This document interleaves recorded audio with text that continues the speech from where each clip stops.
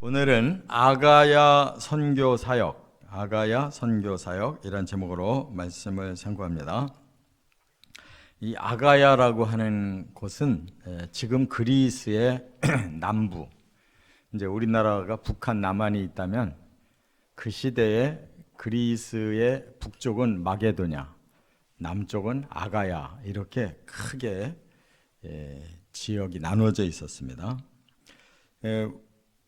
사도 바울이 2차 선교여행을 이제 시작을 해서 일단 1차에 가봤던 아시아 지역을 이제 갔고, 또 남쪽 북쪽으로 더 확장을 해보려고 하니까 성령이 막으셔서 이제 환상 속에 마게도냐 사람이 도와달라 하는 메시지를 듣고 또 하나님의 뜻을 알았어요. 그래서 이제 해협을 건너서 유럽으로 이제 건너간 거죠. 그 유럽의 첫째 나라가 그리스, 그 옆에 로마. 그래서 이제 서유럽으로 쭉 이렇게 연결이 되는데, 하나님의 뜻은 바로 서양 쪽으로 복음을 전하라는 뜻이었어요.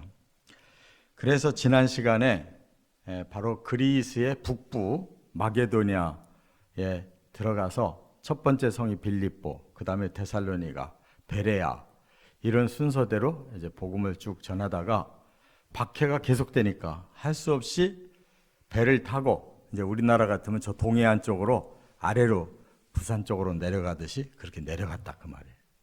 그래서 오늘은 이제 아가야 지역을 선교를 하게 되는데, 이 지역에는 이제 큰 도시가 바로 아테네하고 고린도예요.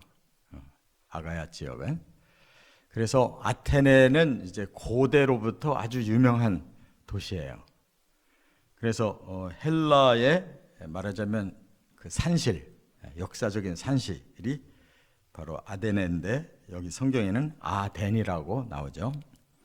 종교, 예술, 철학, 학문, 또 사상, 이것이 이 아덴이 가장 일찍 발달한 곳이기 때문에 거기서 서양의 모든 것들이 다 일어났다, 이렇게 볼 수가 있어요.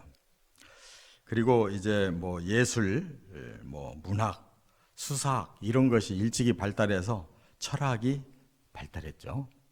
그래서 거기서 유명한 뭐 소크라테스, 플라톤, 뭐 아리스토텔레스, 에피쿠로스, 제논, 이런 세계에 가장 걸출했던 철학가들이 다 거기 출신들이에요. 그런데 그 철학이 발달하면은 우상은 없을 것 같은데, 희한하게 우상이 심했어요, 그리스 나라는. 그래서 그 그리스의 뭐 제우스 신이니 모든 그런 걸 다 신이라고 이렇게 일컫고, 공식적인 신이 300개가 있었대요. 공식적인 신. 그리고 그냥 사사롭게 믿고 있는 신이, 우상이 3만이 넘었다는 거예요. 그러니까 그런 나라가 사실은 제일 복음을 전하기가 힘들어요. 반쯤은 이렇게 영이 열려 있는데 우상을 믿으니까 하나님께 돌아오기 힘든 거예요. 또 반쯤은 철학사상이 강해가지고 지성이 발달해가지고 또 자기들 생각에 맞지 않으면 무조건 배격하니까. 그래서 그리스가 참 예수 믿기 힘든 나라인데, 지금 그리스가 국교가 기독교잖아요. 기독교 중에서도 정교회, 그리고 로마는 가톨릭이고, 그곳이 세계사의 사상과 모든 걸 앞장세워서 만들어낸 나라인데, 지금 그래도 예수 믿고 구원받은 나라란 말이에요. 그래서 여기서 이제 사도 바울이 어떻게 전도했느냐, 거기서는 큰 성과를 못 거둬요. 그리고 이제 더 내려가서 바로 고린도라는 곳에서 이제 복음을 전했는데, 지금 가면 그 고린도는 내륙 지방에 있어요. 근데 그 시대에는 항구였어요, 거기가. 그래서 항구이기 때문에 굉장히 도시가 번성하긴 했지만 많이 타락해 있는, 아주 우리 사람들이 그냥 쾌락에 빠져 있고 또 굉장히 사람들이 거칠고 그런 곳이었는데 의외로 또 복음은 아주 뜨겁게 믿었어요. 그래서 사도 바울이 거기서 1년 반이나 머물면서 고린도 교회를 굉장히 확장시켰죠. 이와 같이 이제 오늘 상고해야 될 그 두 지역, 아테네와 고린도가 아가야 선교 사역의 주예요. 첫째는 우리가 읽은 이제 16절부터 34절, 이 17장 끝이 아테네 선교에 대한 말씀인데, 사도 바울이 가서 보고 격려했다고 그랬어요. 거기를 처음 가봤거든요. 그런데 막 우상을 너무너무 많이 세워놓고 이렇게 가짜 신에게 완전히 사로잡혀 있는 걸 보고 사도 바울이 막 영적인 그냥 분노가 일어난 거죠. 심지어는 그 우상에 이름이 없는 우상이 있어요. 왜 그러냐?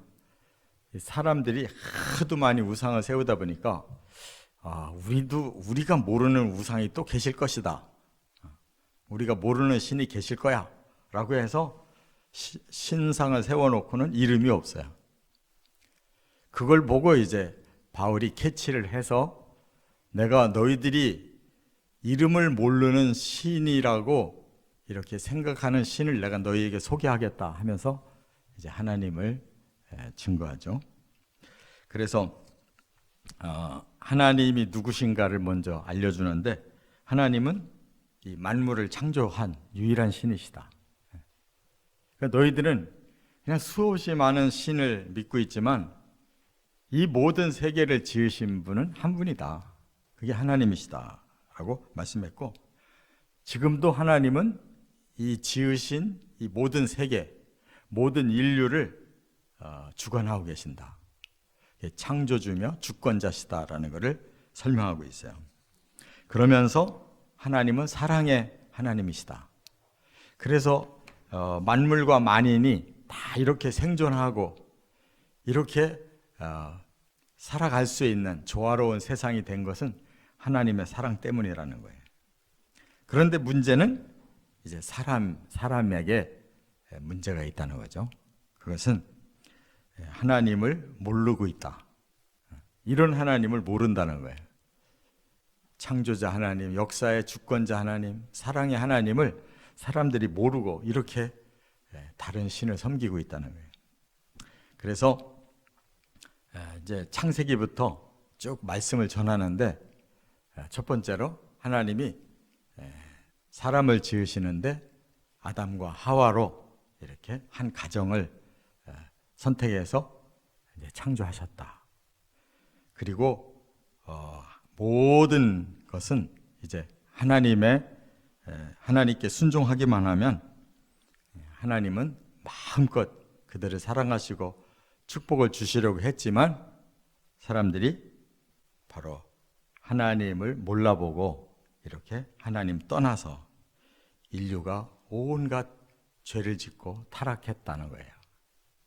그게 바로 창세기 1, 2, 3장에 다 나오잖아요.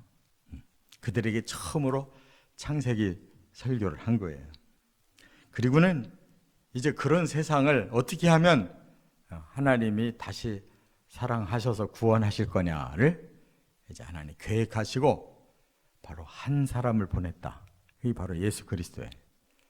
그래서 그 예수님이 죽으셨다가 다시 살아남으로 사람들의 모든 죄는 다 용서해 주시고 사람들의 모든 저주는 다 풀어주시는 이런 구원의 사랑을 다시 베푸셨다라고 이렇게 복음을 딱 얘기한 거예요. 그러면 얼마나 이 졸가리가 있어요. 다른 곳에서는 그냥 이 구원론만 얘기하고 있는데, 이 사람들은 철학을 알고 있고 아주 박식한 사람들이기 때문에 사도 바울이 더 근원으로 들어가서 창조자 하나님을 말하고 역사의 주권자 하나님, 사랑의 하나님, 구원의 하나님을 이렇게 졸가리 있게 말했어요. 그럼 많이 믿어야 될 거 아니에요. 근데 문제는 아무리 귀한 복음을 잘 전해줘도 듣는 사람들의 마음이 그걸 받아들일 만한 자세가 안 돼 있으면 소용없어요. 서두에서 말씀드린 것처럼 그들이 이중적으로 너무 교만해요. 자기들이 모든 것을 다 연구해서 알고 있다라고 생각하는 이러한 철학이 발달했기 때문에 자기들의 지성을 뛰어넘는 것은 그들이 받아들이질 않아요. 그러면서도 또 사람의 한계를 알기 때문에 또 수없는 신을 만들어서 자기들이 필요한 대로 섬기는 거예요. 위로를 받고 또 그 신의 도움을 받으려고. 그게 인간의 모습이에요. 이렇게 교만해 인간은. 신까지도 자기들이 만들어서 자기들이 이용하고 또 자기들의 지식을 모든 걸 다 알 수 있다. 그래서 철학으로 모든 걸 다 간파하려고 하는 교만이 있단 말이에요. 그러니까 결국은 안 받아들이잖아요. 그래서 바울이 이렇게 가장 완벽한 복음 전도를 했는데도 반응은 싼들한 거예요. 어떤 사람은 오히려 저자가 이단이다 라면서 아주 강하게 반발을 하고, 어떤 사람은 다음에 한번 더 좀 만나보자 라고 뒤로 미루고, 겨우 그날 구원받은 사람들은 여기 34절에 보면 몇 사람이 그를 가까이 하여 믿으니 그래. 몇 사람이래요. 근데 그 중에는 이제 걸출한 인물이 나온 거예요. 아레오바고 관리 디오누시오. 아레오바고라고 하는 거는, 이거는 철학자들의 이게 가장 그 중요한 회의, 모임을 말해요. 거기에 이제 관리라고 했으니까 지도자죠. 이 디오누시오라고 하는 철학의 그 중요한 그 책임자가 예수를 믿어요. 그리고 또 다말이라 하는 여자와 또 다른 사람들도 있었더라. 이 다말이라는 여자를 이름을 거명한 것은 그 사람도 대단한 위력이 있는 사람인 거죠. 그 시대에. 소수가 믿었지만 복음은 역시 이렇게 지성이 강하고 또 미신이 강하면 복음은 잘 안 들어간다는 거예요. 그 다음에 두 번째로 이제 사역한 것이 사도행전 18장으로 넘어가면 1절부터 17절 이 한 장에 걸쳐서 고린도 선교 사역을 말하고 있어요. 고린도. 이 성경에서 보면 사도 바울이 세운 교회 중에 고린도 교회가 이제 제일 빨리 성장을 했고, 그러면서도 제일 골칫거리가 고린도 교회. 그래서 많은 그 문제를 안고 있어가지고 고린도 전서를 통해서 잘못된 것을 다 가르쳐주고, 다시 고린도 후서를 보내서 또 가르쳐주고, 이렇게 고린도 교회는 이 항구 도시라서 사람들이 거칠면서도 단순해요. 그리고 쾌락에 빠져 있는 사람을 구원시키려니까 구원은 받아도 이 사람들의 습관들이 바로 돌아오질 않는 거예요. 계속 말썽 부리는 거예요. 그래도 이 아테네 사람과는 다르게 많은 사람이 예수 믿고 큰 성장이 있었다, 그 말이에요. 그런데 이렇게 바울이 고린도에서 전도 사역에 큰 승리를 거둘 수 있는 데에는 중요한 그런 요소가 있는데, 그 하나가 이제 지도자들이 훌륭했어요. 사도 바울이 저 북쪽에 마게도냐에서 막 쫓겨 도망가듯이 이제 배를 타고 내려왔는데, 자기 혼자 호롤단신으로 내려온 거예요. 거기에 신라도 따라왔고 디모데도 따라왔는데 그들은 거기다 남겨놓고, 그러니까 세워놓은 교회를 니들이 좀 잘 돌보고 있어라, 내가 먼저 내려갈게, 그러고 내려왔거든요. 그런데 혼자서 전도한다는 게 얼마나 힘들어요. 그런데 거기서 브리스길라, 아굴라라고 하는 부부를 만나요. 그게 아주 큰 힘이 된 거예요. 이 사람들은 본래 로마에 살던 사람들이고, 또 그 부인 브리스가는 집안도 좋은 사람이에요. 그런데 이제 그들이 남편 아굴라가 유대인 출신이기 때문에 결국 로마의 그 법이 유대인들 다 쫓아낸 거예요. 그래서 그들이 로마를 떠나서 그 옆에 나라 그리스의 고린도라고 하는 큰 항구 도시로 옮겨와서 거기서 정착을 했는데 바울을 만난 거예요. 그걸 어떻게 만날 수 있었느냐? 직업이 둘 다 같은 거예요. 그 시대에 이제 천막업을 했는데 이 천막업이 오늘날로 말하면 건축업이거든요. 그 시대는 이런 그 목동이나 이런 그 천막을 가지고 이렇게 사람들이 사는 이러한 건축이 많이 흥황해 있을 때였기 때문에 사도 바울도 자비랑 선교에 선교비를 보태려고 천막업을 이제 배운 것 같아요. 거기서 업이 같아가지고 만났는데 그들이 유대인이기 때문에 이미 예수만 모르지 성경 다 알고 있는 사람, 하나님 잘 믿는 사람이에요. 거기다 바울이 복음을 가르쳐 주니까 그들이 완벽하게 성경의 지도자가 돼가지고 나중에 아볼로를 가르쳐 줘가지고 그 고린도에 담임 목사를 세우잖아요. 그만큼 훌륭한 평신도였어요. 그래서 그들이 이제 바울을 적극적으로 도왔기 때문에 고린도에서 큰 승리를 거둘 수가 있었다는 거예요. 뿐만 아니라 이제 그동안에 실라와 디모데도 이제 내려왔어요. 그냥 합세를 하니까, 지도자들이 합세를 하니까 힘이 몇 배나 생긴 거죠. 그래서 처음에 바울은 굉장히 고달프게 복음을 전했는데 나중에 참모들이 오니까 이제 부분적으로 도와주니까 온전히 말씀에 붙잡혔다 그래요. 이 말씀에 붙잡혔다라는 이 말은 그냥 사도 바울이 말씀으로 아주 더 깊이 들어가는, 그래서 막 그냥 오리지널한 그런 말씀 전도를 해가지고 많은 성과를 거뒀다, 그런 뜻이에요. 그리고 예수님도 거기에서 나타나셨어요. 이 바울에게 여기에 믿을 사람 많다, 하나님의 사람이 많이 있으니까 너 힘내서 계속 복음 전해라 라고 예수님 환상 속에서 격려까지 해줬어요. 그러니까 이런 것이 몇 가지가 박자가 쫙 맞으니까 고린도가 가장 크게 전도 사역 중에 부흥한 그런 케이스예요. 그런데 이 고린도는 제가 서두에 말씀드린 것처럼 믿기는 잘 믿는데 변화가 잘 안 되는 거예요. 사람들이 그렇잖아요. 그냥 너무 세속에 많이 빠져 있고 거칠고 그런 사람들이 예수를 믿으면 막 뜨겁기는 한데 변화가 잘 안 되는 거죠. 그러니까 계속 말썽 부리는 거예요. 그래서 바울이 굉장히 고난을 당했어도 1년 반 동안 다른 선교 지역에서는 그렇게 한 곳에서 오래 못 있었어요. 박해가 일어나가지고 또 옮기고. 근데 고린도에서는 그렇게 교회가 잘 된 거예요.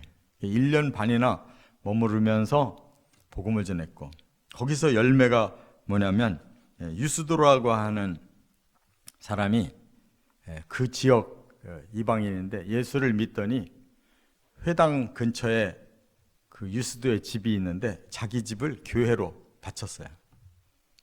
그러니까 굉장히 경쟁적으로 회당하고 유스도의 집 교회가 경쟁적으로 막 역사가 일어난 거예요. 그래서 바울은 크게 복음을 이제 전해서 승리를 거두고 막판에 거기를 떠나게 된 이유도 이제 박해가 일어나는 거예요. 유대인들이 막 경쟁적으로 이렇게 하다 보니까 나중에 바울을 고발해요. 저 사람들이 아주 우리와는 정반대의 잘못된 교리를 전해서 이 세상을 혼란하게 한다 하고 이 총독에게 고발을 했는데 총독이 아주 멋지게 재판을 끝내줬어요. 종교적인 거라면 나는 관심 없다. 사회에 어떤 죄악을 저질렀는지 얘기해봐라. 그 말을 못하거든. 종교적인 갈등이지. 그렇다면 너희들이 알아서 해라. 그 바람에 유대인들이 더 이상 달려들지를 못했어요. 그래가지고 이 소스테네라고 하는 회당장을 집중적으로 네가 바울을 도와주고 협력을 잘 안 해가지고 우리한테 협력 잘 안 해서 이런 일이 일어났다고 그냥 화풀이에 소스테네를 막 많이 때리니까 소스테네가 나 예수 믿으러 가겠다 하고 거기서 빠져나와요. 회당장이 빠져나오는.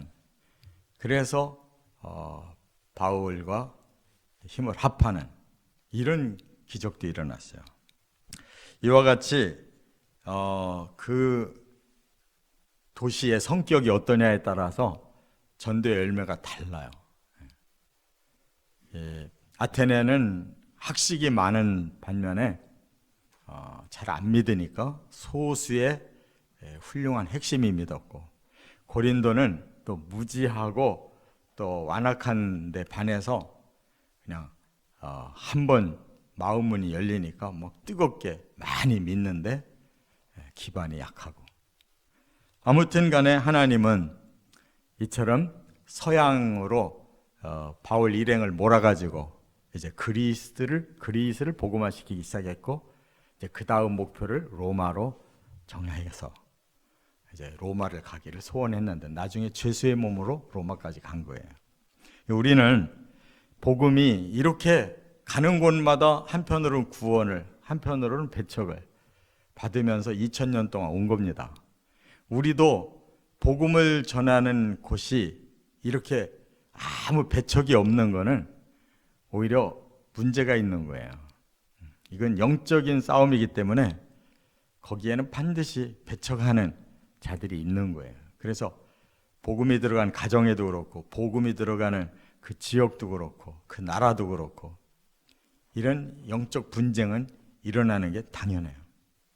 그러나 끝까지 우리가 비폭력으로 복음을 전하면 그렇게 그리스나 로마가 이제 복음의 나라가 된 것처럼 반드시 주 안에서 승리가 있다는 거 믿고 살아가시기를 주의 이름으로 축원합니다.